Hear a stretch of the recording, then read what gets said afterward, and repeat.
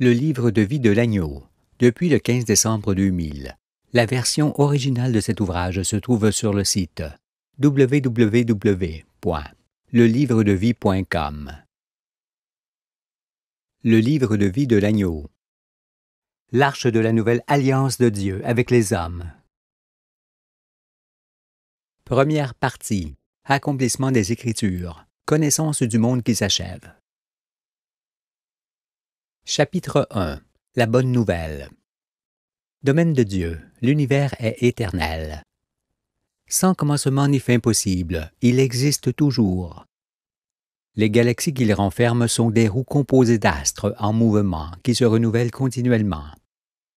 Nous sommes à l'intérieur de l'une d'elles, car toutes sont habitées par autant de mondes vivants qu'il y a d'étoiles. En leur sein est tel des êtres. Les étoiles naissent, passent et disparaissent tour à tour, en ayant chacune une ascendance et une descendance. Comme le Soleil a des astres auxquels il est lié, les étoiles ont leurs propres astres et brillent grâce à eux, pour éclairer et faire vivre chacune leur monde au sommet duquel l'homme est toujours créé. Né d'une autre étoile, le Soleil était dans les temps reculés beaucoup moins grand qu'on ne le voit. Il ne donnait point encore de lumière. En formation avec ses planètes, il était en ces temps-là semblable à Jupiter entouré de ses satellites. Puis, dès que sa croissance et celle de ses astres furent achevées, il s'éclaira soudainement. Jupiter fera de même le moment venu, ainsi que Saturne, Uranus et Neptune, qui sont aussi des étoiles en préparation. Vint donc le jour, il y a peu de temps de cela, où l'atmosphère du Soleil explosa et éclaira ce dernier. Lors de cet événement, toutes ces planètes furent plus ou moins bousculées par son souffle, et notamment la Terre, qui s'éloigna et se rapprocha de lui par 2 fois. Et c'est avec la vapeur d'eau de son atmosphère, qui fut projetée dans l'espace, que le Soleil féconda la Terre en la couvrant d'un océan au début de ce chambardement. Ainsi couverte d'eau et déplacée plusieurs fois dans des régions du ciel, où la température solaire est différente. La Terre vécut des moments différents. Ce sont les airs ayant fait d'elle l'un des innombrables jardins du ciel qui enfantent les mondes vivants. La création. D'abord la formation de nos astres qui se fit jusqu'à l'éclairement du Soleil. Ensuite les ères successives que la Terre connut sont les 6 jours de la création de Dieu exprimés par Moïse dans la Genèse. Ces jours ne sont point des jours d'hommes, mais des époques.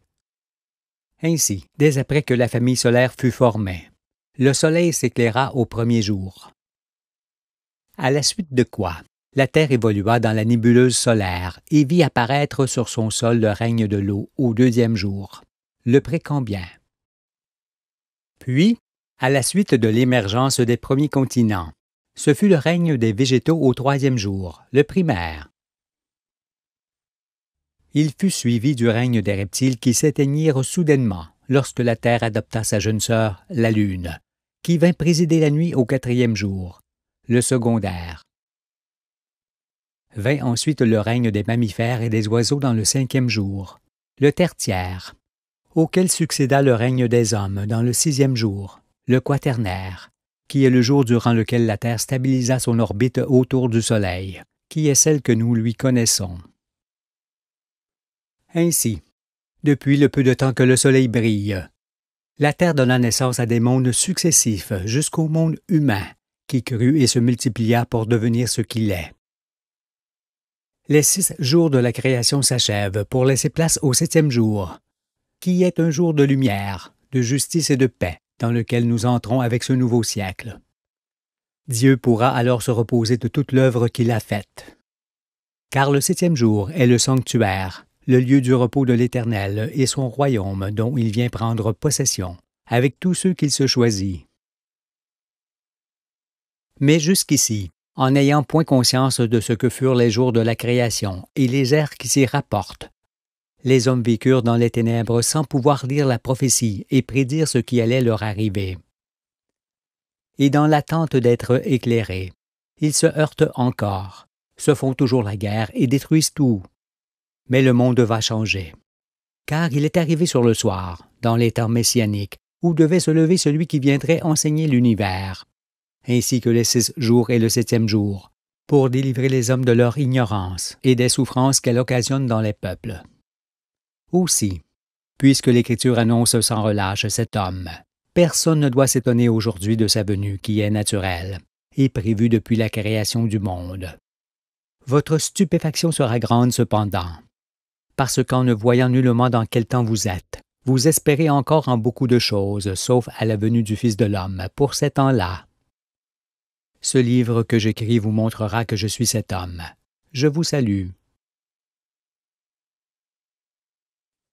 La mission du Fils de l'homme. Lorsque je me mis à la recherche de la vérité, Dieu le vit. Il déroula alors le ciel devant moi comme le rouleau d'un livre pour que j'y lise l'histoire des créations et apprenne le principe d'existence de toutes choses. Je lus et appris. Et lorsque tout me fut révélé, je vis que l'univers était tout autre que ce que le monde croit. Je ne connaissais point encore Dieu, ni ne savais que j'étais envoyé par lui. Mon désir fut cependant de montrer dans un livre tout ce que j'avais vu, ce qui est fait. Mais étant encore au commencement du livre, vous êtes persuadés qu'il n'y a point de vérité. Cependant, s'il n'y avait point de vérité, il n'y aurait point la terre et le soleil, ni d'étoiles avec leurs astres. Il n'y aurait point d'univers et nous ne serions pas. Ce serait le néant. Il convient donc d'étudier les choses célestes pour connaître qui nous sommes, où nous allons, et comment il convient de vivre en étant homme. Depuis les commencements de l'humanité, les hommes ne se sont nullement rapprochés de la vérité, mais s'en sont au contraire éloignés. C'est pourquoi le monde est aujourd'hui en pleine confusion et dans le désespoir de ne point voir l'aurore se lever. Mais je vais vous immerger dans l'eau vive des Écritures pour vous baptiser, vous instruire, vous ressusciter des morts, vous ouvrir les yeux et vous sauver de ce qui arrive et que personne ne voit. Car sans la connaissance, l'homme est spirituellement mort. Et cette mort amène invariablement le monde à son terme. Ne vous alarmez pas cependant. Ce ne sera point la fin de ceux qui entendent ma voix, mais seulement la fin de ce monde et de ceux qui l'amènent au désastre. Car, tel que vous le voyez, le monde n'est pas sur une nouvelle voie comme beaucoup l'imaginent, mais est en agonie. Ne craignez pas sa fin cependant, elle sera le salut de ceux qui comprendront.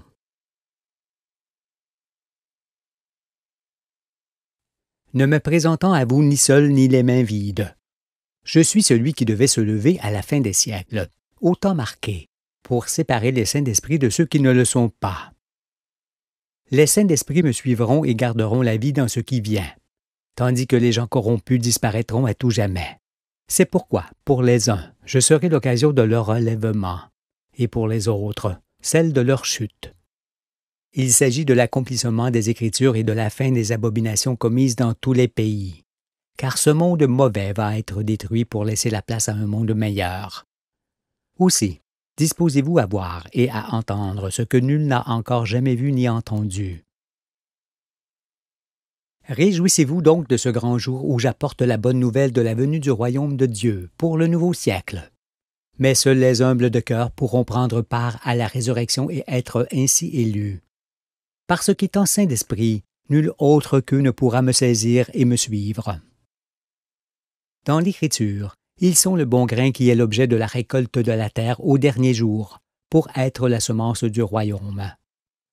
Ces hommes, femmes et enfants, qui sont la véritable postérité d'Abraham, ne perdront point la vie dans ce qui arrive et qui sera vite passé. Ils sortiront au contraire sur la terre nouvelle qui aura changé sa face et retrouvé sa pureté originelle, qu'elle gardera toujours. Vous, les gens humbles, ne redoutez pas la vérité. Elle est votre allié et vous sauvera.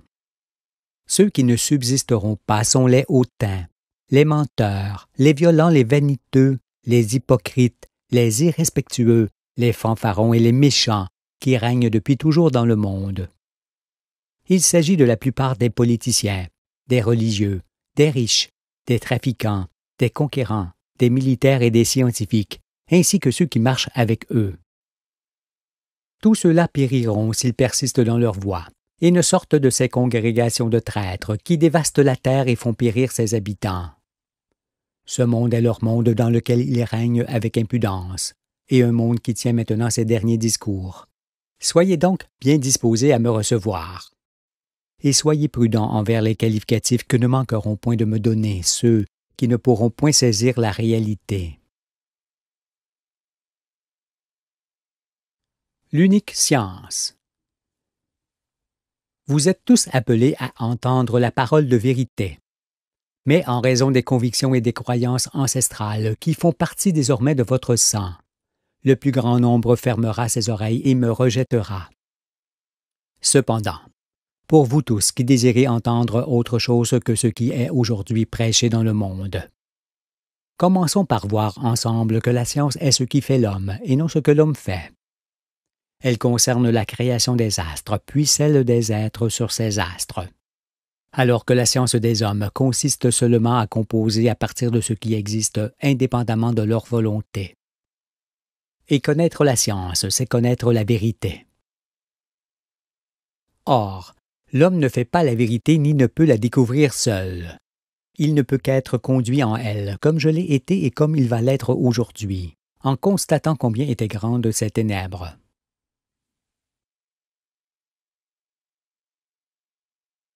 Je m'assois en face de vous, hors des nations, pour vous parler et vous éclairer. Mais pour me saisir, il ne faut pas avoir des certitudes sur l'existence, ni s'estimer au-dessus de la parole du Fils, que rien ne pourra anéantir. Mes adversaires se heurteront à elle, mais ne lui feront aucune brèche, car nul ne peut s'opposer à la vérité. Veillez plutôt à ne pas endurcir vos cœurs, car je ne vous conduirai que dans ce qui est vrai, et non dans des voies imaginaires où vous entraînent ceux qui osent parler de la science, alors qu'ils sont les êtres les plus éloignés de la vérité. Aujourd'hui, beaucoup pressentent l'imminence d'un bouleversement, mais nul ne s'aperçoit que nous sommes à la fin des 6 jours, au soir du monde, et qu'il s'agit de la venue du Fils de l'homme qui vient séparer les justes et les injustes par la connaissance, qu'il dispense sur la créature. Il s'agit de la séparation des boucs et des brebis, annoncée par les Écritures. Seuls les justes me suivront et se retireront un moment dans les petits villages des montagnes, pendant que la terre changera sa face par une succession de fléaux que nous évoquerons et qui s'abattront sur elle pour lui redonner sa pureté originelle. Les injustes ayant disparu, ce sera alors le nouveau monde dans l'Éden retrouvé pour toujours.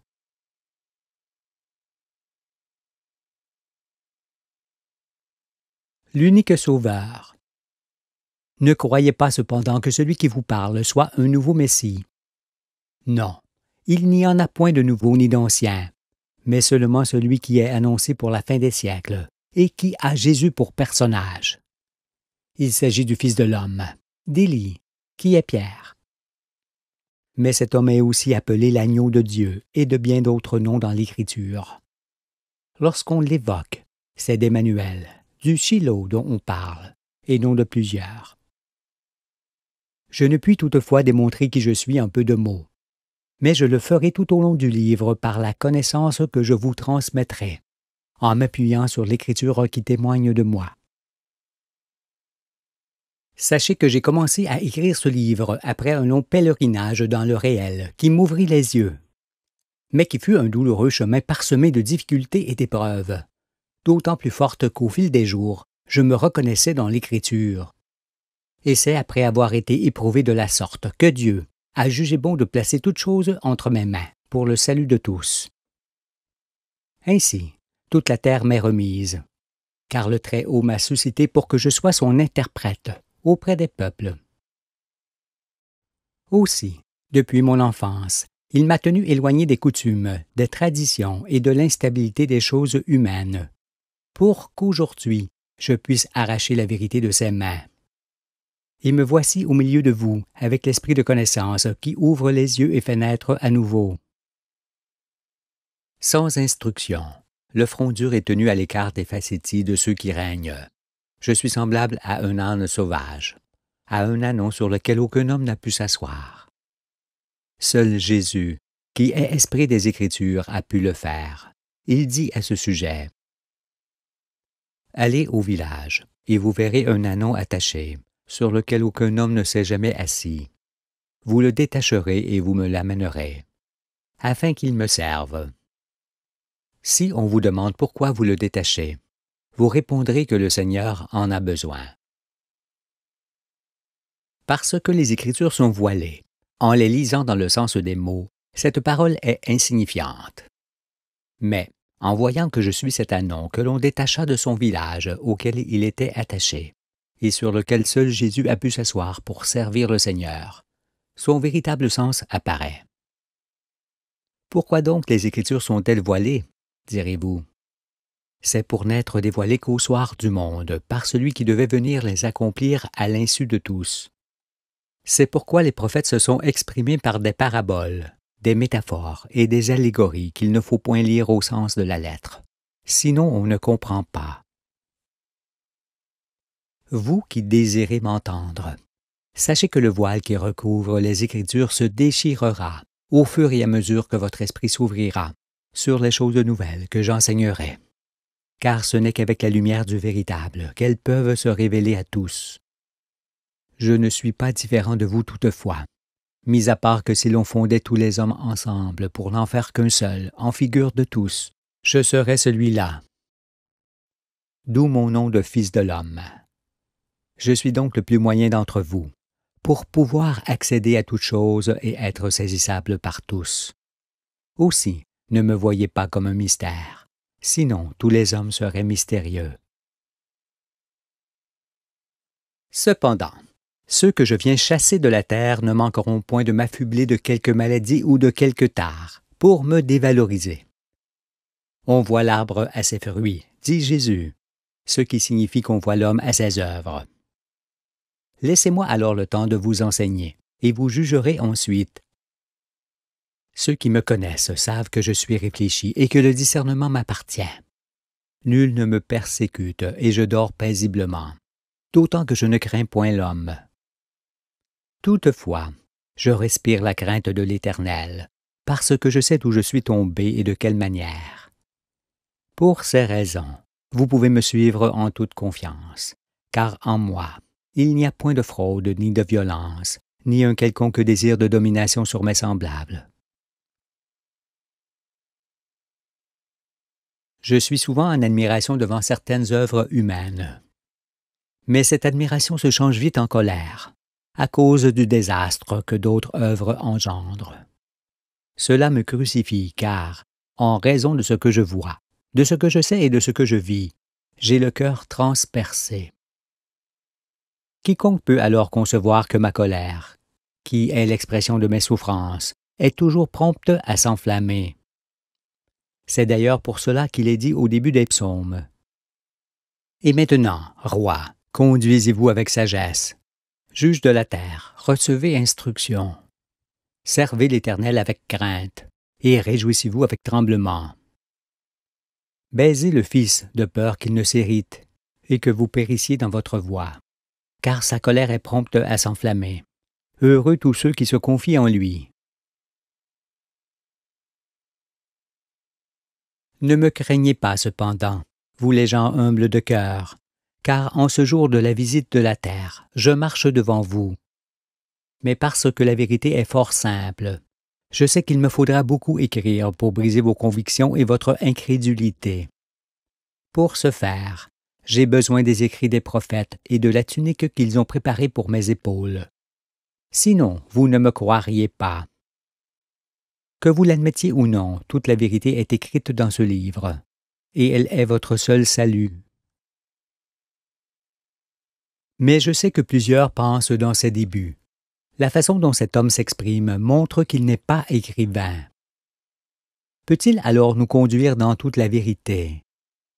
Je réponds qu'effectivement, l'Anon, le petit d'une ânesse, n'est pas écrivain. Mais n'est-ce point là une raison suffisante pour l'écouter? Si vous-même étiez crucifié comme moi, auriez-vous seulement le désir de venir au secours du monde? Vous seriez empêché de le faire, Aussi, ne contestez pas la façon dont je m'exprime. Cela importe peu dans ce monde qui prononce ces derniers mots. Ce que vous lisez n'est point inintelligible. Faites donc ce que vous voulez. La vérité n'en est pas moins entièrement écrite sous vos yeux, et rien d'autre ne vous sauvera. D'autres imaginent que je dois craindre la fin du siècle ou la fin de ce millénaire, et que c'est en raison de cela que je me manifeste. Non, je ne crains point ce genre de choses, surtout que c'est la bonne nouvelle que j'apporte au monde. Si donc ma venue correspond au changement du siècle, ce n'est point moi qui l'ai choisi, car ce n'est point moi qui ai marqué le temps où je devais me lever. Veillez alors à ce que vous imaginez. Ne pensez pas davantage que je vienne former une secte de plus, car je viens au contraire anéantir celle qui existe depuis longtemps ou depuis peu dans le monde entier. C'est pourquoi, avant d'avoir entendu ce que j'ai à dire, abstenez-vous de tout préjugé à mon égard. D'autant que je n'arrive point seul, ni sans être annoncé depuis toujours.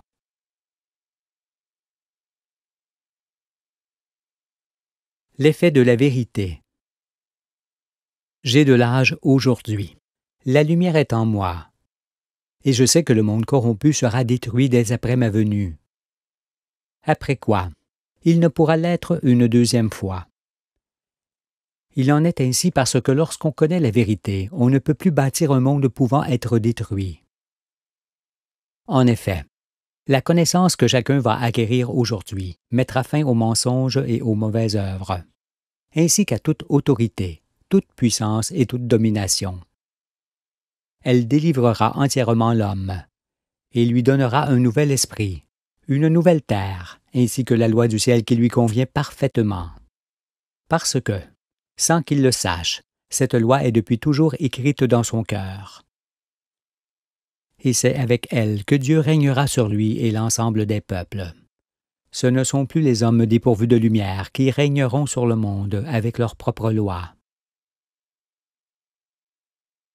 Sans la venue du Fils, les hommes mettraient fin à toute vie, car depuis le matin du monde, ils ont emprunté la mauvaise voie.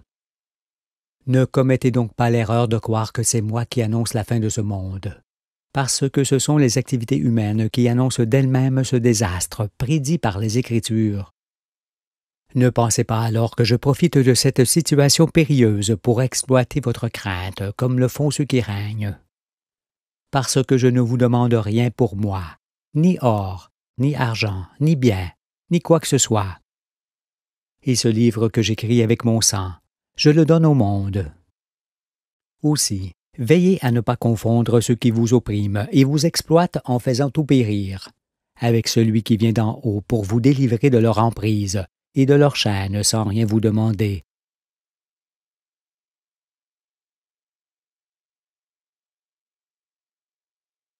Toute la terre tremblera à la suite des révélations que je ferai au monde. Mais est-ce de moi qui vous sauve dont vous devez avoir peur, ou des fils des ténèbres qui vous perdent? Qu'auriez-vous à redouter d'un homme qui n'a que l'épée de sa bouche pour arme? Ne me craignez pas, vous dis-je, vous dont le cœur est pur. Je suis avec vous et contre tous ceux qui nuisent à la terre et à ses habitants. Jésus dit, « Heureux ceux qui ont le cœur pur, car ils verront Dieu. » Si donc vous êtes semblables aux enfants, vous allez voir Dieu comme personne ne l'a jamais vu. Et il est l'heure de le faire pour subsister sur cette terre qui est entièrement en péril. Cessez donc de dire aujourd'hui, où le monde agonise. Dieu a créé l'homme à son image, puis il nous a abandonnés. Non, Dieu ne vous a pas abandonnés, car il visite la terre aujourd'hui. N'a-t-il pas averti l'homme qu'au temps marqué, il enverrait son Fils pour procéder au jugement de tous, en fonction de ce qu'ils ont fait? Il s'avère alors que, ce jour-là, ne pourront rester en vie que ceux qui sont souverainement parfaits. Mais pour suivre le Fils de l'homme et être sauvé, il faut d'abord apprendre à renoncer à soi-même pour ne point faire de soi un élément prévalant sur toute chose. C'est pourquoi Jésus dit que quiconque veut venir à moi renonce à lui-même. Il dit aussi, celui qui aime sa vie la perdra, et celui qui ait sa vie dans ce monde la conservera pour la vie éternelle. Si quelqu'un me sert, qu'il me suive. Et là où je suis, là aussi sera mon serviteur. Si quelqu'un me sert, le Père l'honorera. Pour venir à moi, par l'Esprit, dans les hauts lieux où je me tiens et sauver vos vies, vous devez renoncer d'abord à vos connaissances, qui sont des empêchements. Aussi ne dites pas « Mais un tel a dit ceci » ou tel autre a démontré cela, parce qu'ils n'ont rien dit ni démontré d'autre que ce qui tisse les ténèbres et dévaste la terre. Aujourd'hui, c'est un autre qui révèle ce que vous ne connaissiez pas, et je vaincrai votre ignorance. Mais je dois d'abord vous montrer d'où je sors et ce que fut ma vie, afin que l'on sache que j'ai un visage d'homme. Puis, j'expliquerai les Écritures que vous ne pouvez lire sans moi. Ensuite, je démontrerai l'univers, la famille solaire, le monde et l'homme. De la sorte, vous connaîtrez Dieu et ses œuvres. Vous saurez alors qui vous êtes sur cette terre, et ce que sera la nouvelle vie de ceux qui auront entendu et réchappé à ce qui vient. Sachez aussi que baptiser signifie immerger dans l'eau vive de la connaissance, c'est-à-dire instruire et non faire un simulacre. Or, pour s'instruire, il faut s'ouvrir à toute chose nouvelle et écouter. Restez donc avec moi et saignez vos reins. Il en va de votre salut et de celui du monde entier.